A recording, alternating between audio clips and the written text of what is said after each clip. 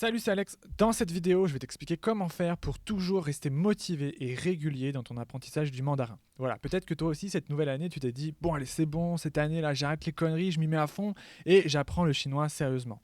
Sauf que le problème, tu le connais aussi bien que moi, c'est qu'au début, on est super motivé, on est super chaud patate, tu vois, et au bout d'un moment, on finit toujours par en avoir marre et on commence à manquer de régularité, voire parfois même on finit par abandonner. Or, la régularité, c'est la clé pour réussir à apprendre une langue. Donc dans cette vidéo, je vais te donner ma méthode pour ne jamais te démotiver, que ce soit dans ton apprentissage du mandarin, mais également dans n'importe quelle autre compétence que tu veux développer cette année. Tu vas voir, c'est très simple. C'est une méthode que personnellement j'utilise depuis plus de 10 ans à chaque fois que j'ai besoin d'atteindre rapidement un bon niveau dans une nouvelle compétence. C'est parti.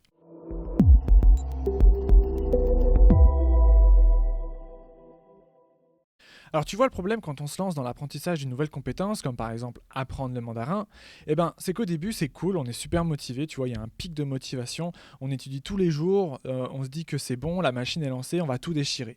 Sauf qu'au bout d'un moment, bim, le pic de motivation redescend et là on n'a plus envie de rien faire, tu vois, c'est l'exemple typique du gars qui le 1er janvier va prendre son abonnement à la salle de gym, la première semaine il est super chaud, il y va tous les jours, la deuxième semaine il commence un peu à fatiguer, il y va un jour sur deux, et la troisième semaine, c'est mort, il en a marre, ça l'a saoulé, il y va plus du tout. Et en fait, naturellement, comme ça, on va enchaîner des pics de motivation. Donc, c'est des cycles où un coup, tu vas être à fond dans la langue chinoise, par exemple, pendant 2 semaines. Et puis, un coup, t'en as marre. Quand le pic redescend, t'en as marre. Tu fais plus rien pendant des semaines. Alors, comment faire pour rester discipliné si ta motivation fait des montagnes russes comme ça toutes les 2 3 semaines?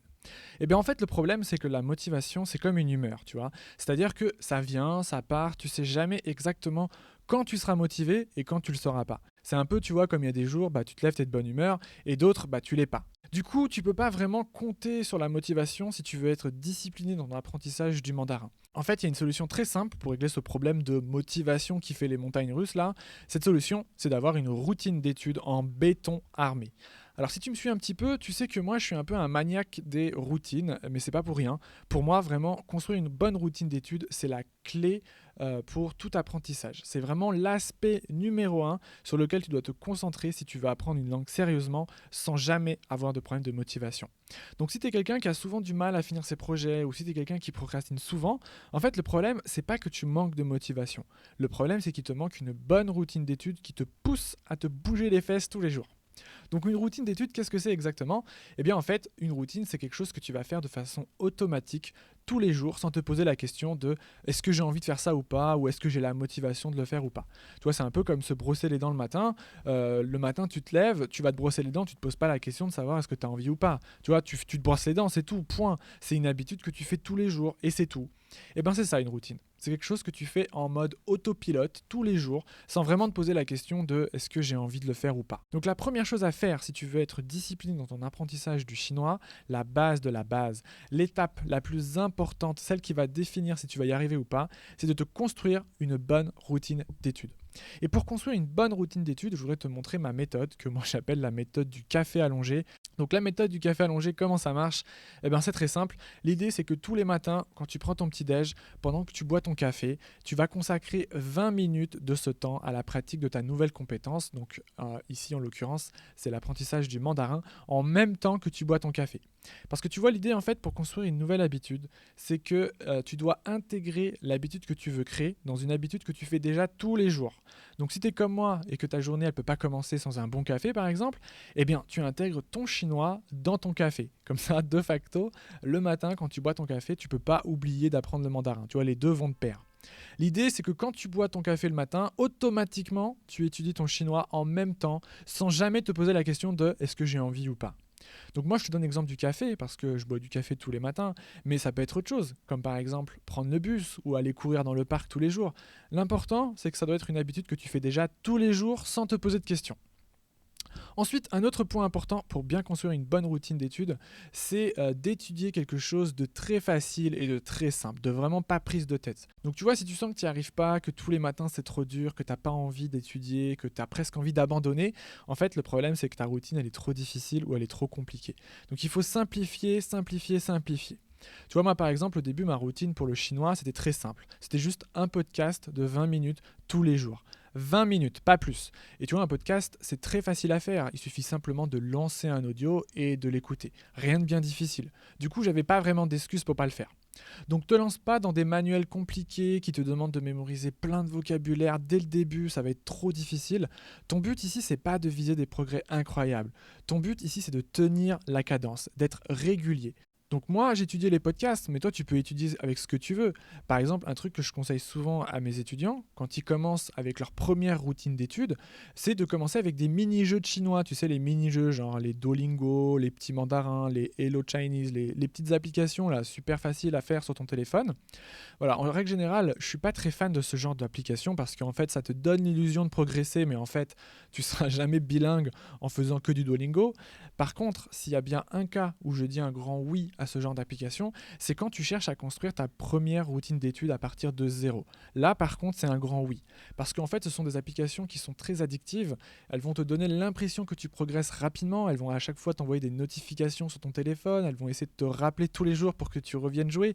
Et en fait, tu vas avoir un petit boost de motivation à chaque fois que tu finis un niveau, puisqu'elles vont te récompenser souvent par de la monnaie, des points, enfin ça dépend, tu vois.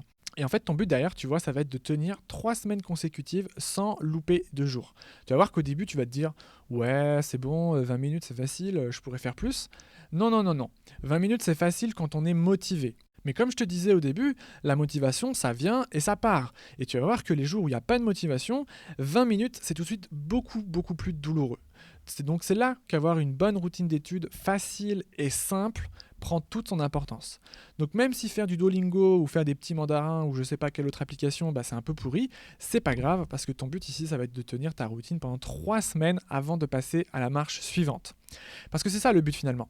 Le but, c'est de construire une base solide sur laquelle tu vas pouvoir capitaliser, tu vas pouvoir construire petit à petit ta routine.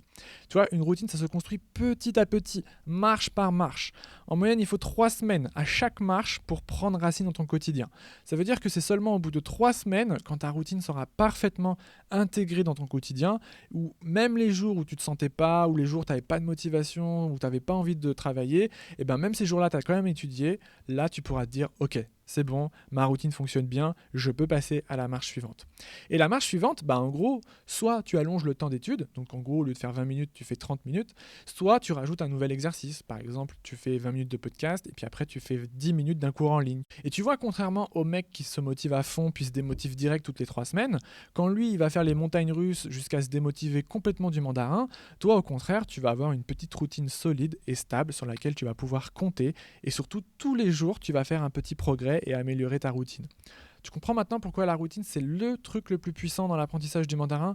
Parce que quand tu as une routine tellement ancrée dans ton quotidien que tu n'as même plus besoin de réfléchir, tu te lèves le matin et automatiquement tu étudies ton chinois pendant 1 ou 2 heures sans jamais te poser la question de est-ce que j'ai envie ou pas, et ben c'est un petit peu comme si tu te brossais les dents, quoi. C'est en mode autopilote, tu n'as pas besoin de réfléchir. Tu vois, moi, ça fait 5 ans que j'utilise cette méthode pour réviser mon vocabulaire en chinois. C'est-à-dire que tous les jours, pendant mon café le matin, j'ouvre mon application de vocabulaire. Donc là, en l'occurrence, c'est Enki. Et je fais 30-40 minutes de révision. Et tu vois, ce qui est cool avec Enki, c'est que tu peux regarder les statistiques. Et tu peux voir le nombre de jours où j'ai tenu ma routine. Et comme tu peux voir, c'est vraiment super puissant comme méthode. Parce qu'en tout, en 5 ans, j'ai loupé même pas 30 jours. Donc et encore, dans les 30 jours, il y a genre 10 jours, j'ai cassé mon téléphone, j'ai perdu les données. Mais tu vois, je les avais quand même fait. Le point important que je veux te montrer ici, c'est que ça fait 5 ans que je fais cette routine tous les matins sans y penser. C'est presque devenu un autopilote pour moi. Je me pose même pas la question de savoir est-ce que j'ai envie de réviser mon vocabulaire en chinois ou pas. Je le fais tous les matins comme si je me brossais les dents et je me pose pas de questions. Ce que je veux te montrer en fait par cet exemple, c'est que si tu tiens ta routine dans le temps, tu peux vraiment avoir des résultats exponentiels parce que plus tu répètes une routine, plus ça devient facile de la faire et plus tes progrès sont rapides. C'est exponentiel les résultats. C'est-à-dire qu'au début c'est lent et puis après ça s'accélère de plus en plus et au bout de quelques années ça décolle complètement. Et c'est ça finalement le secret pour apprendre une langue. C'est que pour avoir des résultats exponentiels, l'important c'est pas la quantité, l'important c'est ta régularité. Et tu vois, la clé c'est pas d'aller te bourrer le crâne dans un cours de langue tous les samedis et d'après de plus rien faire de la semaine.